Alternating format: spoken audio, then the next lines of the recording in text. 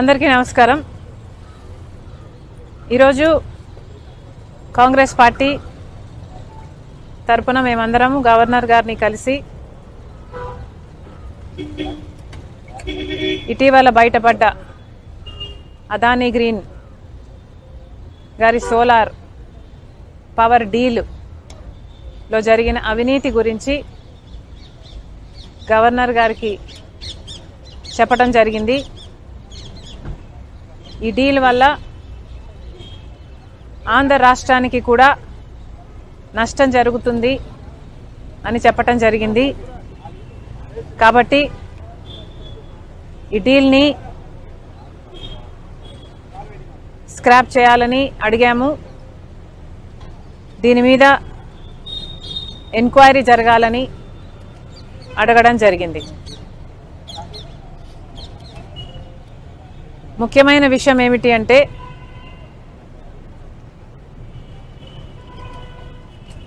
అదానీ గారి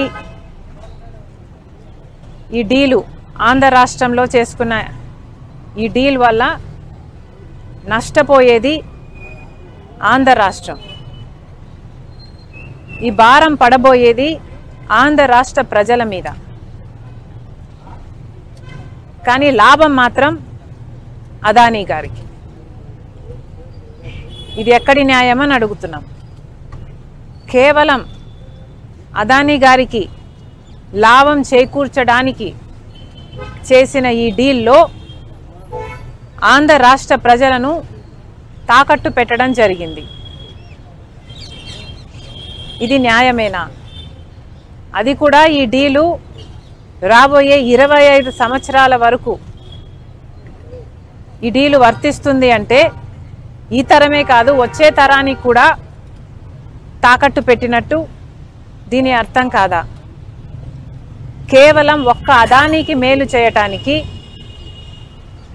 ఆంధ్ర రాష్ట్రాన్ని ఆంధ్ర రాష్ట్ర ప్రజలని తాకట్టు పెట్టి వాళ్ళకు నష్టం వచ్చినా పర్వాలేదు అన్న రీతిలో ఆలోచన చేశారు। ఇలాంటి డీలే అదానీ గారి కంపెనీ సెకీ ద్వారా గుజరాత్ ప్రభుత్వం ₹99 కుదుర్చుకుంటే అదే ఆంధ్ర రాష్ట్రం ₹2.49 పవర్ సప్లై అగ్రిమెంట్లు చేసుకున్నారు। ఈ తేడా దాదాపు ₹5 వరకు పడుతుందని హిడెన్ కాస్ట్లు అన్నీ కలుపుకుంటే ₹2.49 కాదు ₹5 వరకు చేరుతుందని ఒక అంచనా ఉంది। మరి అలాంటప్పుడు ఆంధ్ర రాష్ట్ర ప్రజల మీద పడబోయే ఎలక్ట్రిసిటీ బిల్లు భారం ఎంత? ఎన్ని లక్షల కోట్ల రూపాయలు ఆంధ్ర రాష్ట్ర ప్రజల నెత్తిన మోపపోతున్నారు? ఒక ప్రభుత్వము ఎక్కువ ధరకు కరెంటు కొనుగోలు చేయాలి అని పవర్ సప్లై అగ్రిమెంట్లు చేసుకుంది అంటే దానికి అర్థం ఎక్కువ చెల్లించేది ఎవరు? ప్రజలు కాదా? డిస్కామ్లేమో ఎలక్ట్రిసిటీ సప్లై చేసిన తర్వాత బిల్లులు వసూలు చేసేది ఆంధ్ర రాష్ట్ర ప్రజల దగ్గర నుంచి। మరి అలాంటప్పుడు ఈ భారం అంతా ఆంధ్ర రాష్ట్ర ప్రజల నెత్తిన మోపడం కాదా? ఇది ఎక్కడి న్యాయం అని అడుగుతున్నాం। ఎందుకని ఇంతవరకు కూడా అటు కేంద్ర ప్రభుత్వమైనా ఇటు రాష్ట్ర ప్రభుత్వమైనా ఒక్క ఎంక్వైరీకి కూడా ఎందుకు కమిషన్ చేయలేదు అని ప్రశ్నిస్తుంది కాంగ్రెస్ పార్టీ। ఈ అవినీతి బయటపడింది, డిస్కవర్ చేసింది మన ఏజెన్సీలు కాదు, భారతదేశానికి సంబంధించిన ఈడీఓ, భారతదేశానికి సంబంధించిన సిబిఐఓ అవినీతి జరిగిందని అదానీ లాంటి వాడు ఆంధ్ర రాష్ట్రానికే 1750 కోట్ల రూపాయలు లంచం ఇచ్చి ఒక డీల్ సంపాదించుకున్నాడని, మిగతా రాష్ట్రాలకు ఇంకొన్ని వందల కోట్ల రూపాయలు ఇచ్చి మిగతా రాష్ట్రాల దగ్గర నుంచి కూడా పవర్ సప్లై అగ్రిమెంట్లు డీళ్లు సంపాదించుకున్నారు అన్న విషయము మన ఏజెన్సీలు ఏవి బయట పెట్టలేదు। ఎంత సిగ్గుచేటు! ఇక్కడ మన దేశంలో జరిగిన అవినీతి ఎక్కడో అమెరికాలో బయటపడింది, ఇక్కడ ఎందుకు బయటపడలేదు? ఇక్కడ ఎందుకు డిస్కవర్ చేయలేకపోయారు? ఎందుకంటే ఈడీ అయినా సిబిఐ అయినా ఇన్కమ్ ట్యాక్స్ అయినా అన్నీ అదానీ గారి చేతుల్లోనే ఉన్నాయి. ఎలక్షన్ కమిషన్ అయినా ఆఖరికి ఏ ఏజెన్సీ తీసుకున్నా, ఆర్బీఐ అయినా ఏ ఏజెన్సీ తీసుకున్నా ఈరోజు అన్ని మోడీ గారు తన గుప్పెట్లో పెట్టుకొని ఉన్నాడు. ఎంత సిగ్గుచేటు! మన దేశంలో ఈ అవినీతి డిస్కవర్ చేయలేకపోయాం. ఎక్కడో పరాయి దేశంలో అమెరికాలో ఇంత అవినీతి జరిగింది అని ప్రపంచానికి తెలిస్తే ప్రపంచం ఇప్పుడు ఆంధ్ర రాష్ట్రంలో మన భారతదేశంలో జరిగిన అవినీతి గురించి మాట్లాడుకుంటుంది అంటే ఇది సిగ్గుచేటు కాదా? మన దేశం పరువు అదానీ గారు తీస్తే రాష్ట్ర పరువు జగన్మోహన్ రెడ్డి గారు తీశారు. ఈరోజు అంతర్జాతీయ స్థాయిలో అదానీ అవినీతి గురించి, జగన్మోహన్ రెడ్డి గారి అవినీతి గురించి, మిగతా ముఖ్యమంత్రుల గురించి, ఎవరైతే డబ్బులు తీసుకున్నారో వీళ్ళ అవినీతి గురించి అంతర్జాతీయ స్థాయిలో మాట్లాడుతున్నారు. మరి ముఖ్యంగా అవినీతి 2100 కోట్లు ఇస్తే 86% అంటే 1750 కోట్ల రూపాయలు అప్పుడు ముఖ్యమంత్రి జగన్మోహన్ రెడ్డి గారికే ఇచ్చామని సాక్ష్యాలు ఆధారాలతో సహా ఈ ఏజెన్సీలన్నీ అక్కడ అన్ని సేకరించిన తర్వాత ఛార్జ్ షీట్ కూడా ఫైల్ చేసి ట్రయల్కు వాళ్ళు రెడీ అవుతున్నారు. అక్కడేమో ఇంత ఆధారాలు సాక్ష్యాలు ఉండి వాళ్ళు ట్రయల్ కూడా రెడీ అవుతుంటే ఇక్కడ మనం కనీసం అవినీతి జరిగింది అని మాట్లాడడానికి కూడా కేంద్ర రాష్ట్ర ప్రభుత్వాలు సంకోచిస్తున్నాయంటే ఎందుకు అని అడుగుతున్నాం. ఈరోజు కేవలం చంద్రబాబు గారు బీజేపీతో కూటమి కట్టారు కాబట్టి, అదానీ బీజేపీ మనిషి కాబట్టి ఈరోజు మాట్లాడడానికి కూడా భయపడుతున్నారు అంటే ఇక మీరు వీళ్ళ మీద యాక్షన్ తీసుకుంటారు అన్న నమ్మకం మీరు ప్రజలకు ఎలా కలిగిస్తారు? మీ మూడును చూస్తుంటే మీరు కనీసం అదానీ అన్న పేరును కూడా ఉచ్చరించడానికి మీరు భయపడుతున్నారు అంటే ఇక మీరు ఈ అవినీతి మీద ఏ యాక్షన్ తీసుకుంటారు అని ప్రజలకు ఎలా నమ్మకం కలిగిస్తారు? అసలు మీరు యాక్షను ఎంక్వైరీ చేయకపోతే, యాక్షనే తీసుకోకపోతే ఇక ఈ డీలు క్యాన్సల్ అవుతుంది అన్న నమ్మకం ప్రజలకు ఎలా కలుగుతుంది? ఈ డీలు క్యాన్సల్ అవ్వకపోతే ఈ డీల్లో నష్టపోయేది ఎవరండి? ప్రజలు కదా. ఈ బిల్లులు కట్టాల్సింది ప్రజలు కదా. ఇంత అత్యధికంగా అధిక రేటుకు కరెంటు కొంటాము అని జగన్మోహన్ రెడ్డి గారి ప్రభుత్వం సంతకాలు పెట్టి అది అదానీ పవర్ దగ్గర నుంచి కొంటే ఈ అధిక మొత్తం చెల్లించాల్సింది ఆంధ్ర రాష్ట్ర ప్రజలు. మరి వాటి గురించి ఏం చేస్తున్నారు? ఎవరు ఆలోచన చేస్తున్నారు? అధికారంలో ఉన్న వాళ్ళు ఎందుకు మాట్లాడటం లేదు? చంద్రబాబు గారి పార్టీయే ఆ రోజుల్లో పయావులు కేశవ్ అనుకుంటా, అప్పుడు ఫైనాన్స్ మినిస్టరా,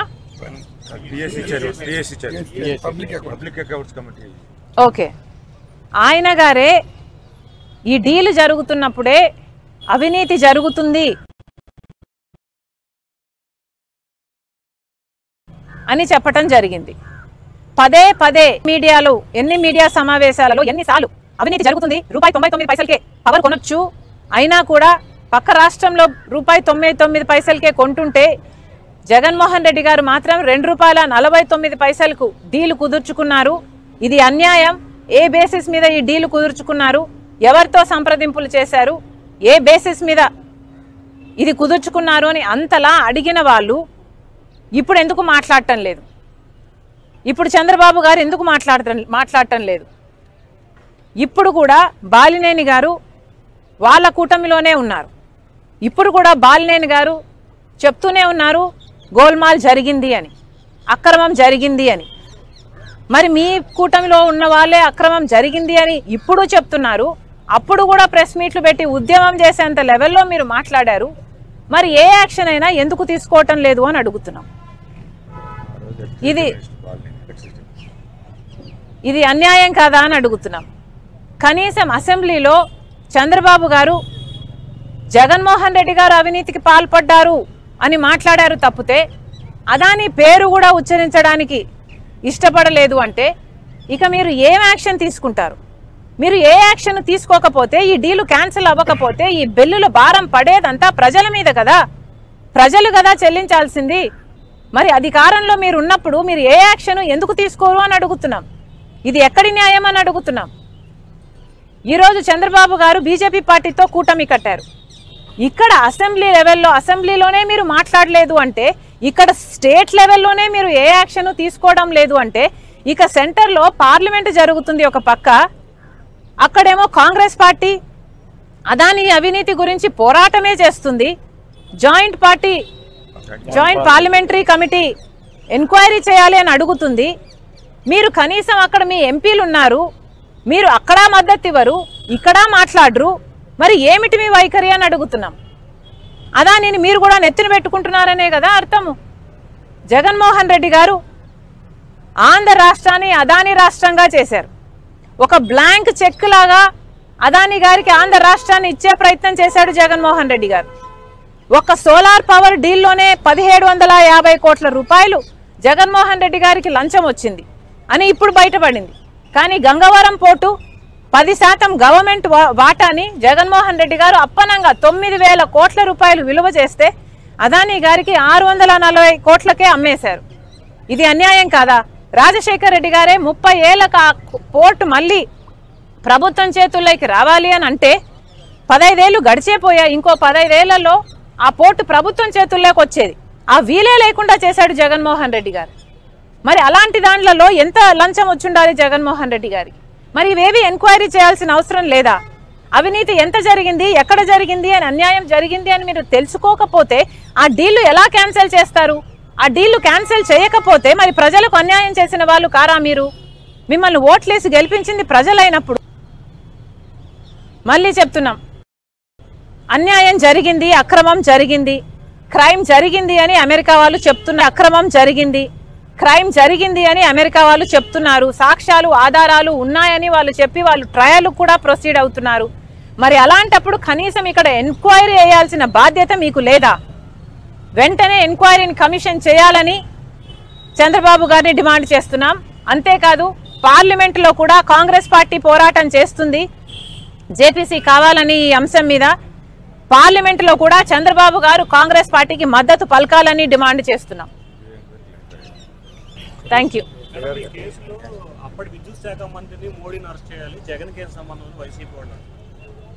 ఏంటమ్మా అమ్మా, వాళ్ళ పేపర్ల ప్రకారము, సాక్ష్యాలు ఆధారాలతో ప్రకారము జగన్మోహన్ రెడ్డి గారిని మోడీ గారు కలిశారు, ఫలాని తేదీ కలిశారు అని ఆధారాలు ఉన్నాయి వాళ్ళ దగ్గర.